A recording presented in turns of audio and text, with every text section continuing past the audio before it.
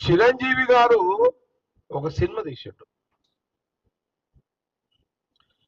ఆ సినిమా మొత్తం రైతుల మీదనే ఉంది. చిరంజీవి గారి సినిమా, చిరంజీవి గారు తీసిన సినిమా రైతుల మీద ఉంది. రైతుల మీద ఉంది. అందులో వ్యవసాయానికి నష్టంతో రైతులు ఆత్మహత్యలు చేసుకున్నట్టు ఒక చరిత్ర, వాస్తవం చరిత్ర సినిమా తీసిండు. అందులో రైతులు చచ్చిపోవడము, ఊరేసుకొని ఆత్మహత్య చేసుకోవడం, అందులో చిరంజీవి గారు హీరో ఉండడము, ఈయన హీరో ఆ రైతుల కోసం కష్టపడ్డట్టు ఈ చరిత్ర మొత్తం తీసిండు. అది బహుశా ఆ సినిమా హిట్ అయింది.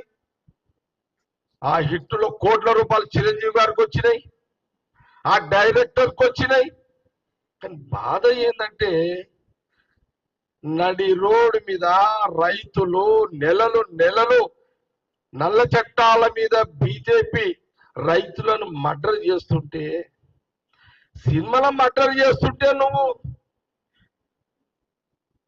ఉద్యమం చేసినవి, నడి రోడ్డు మీద మర్డర్ చేసిన మోడీ ప్రభుత్వం రైతులను మర్డర్ చేసిన చిరంజీవిని వ్యతిరేకంగా ఢిల్లీకి పోయి ఎందుకు నిరసన చెప్పలేవు చిరంజీవి గారు అని అడుగుతున్నా.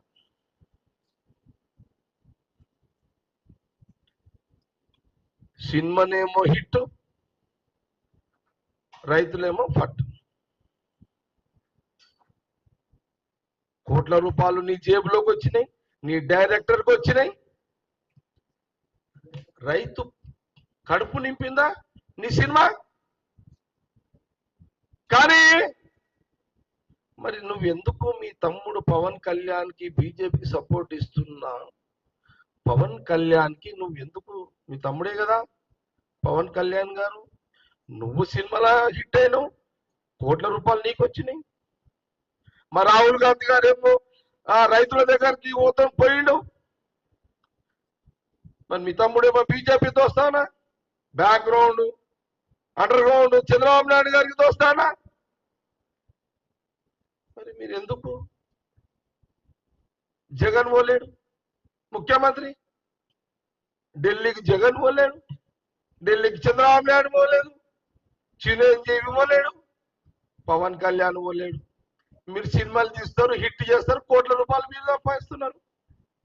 మీరా కాంగ్రెస్ పార్టీని శంకించేది? మీరా రాహుల్ గాంధీ గారి నాయకత్వం మీద మాట్లాడేదని కాంగ్రెస్ పార్టీ గాంధీ భవన్ నుంచి ప్రశ్నిస్తున్నారు.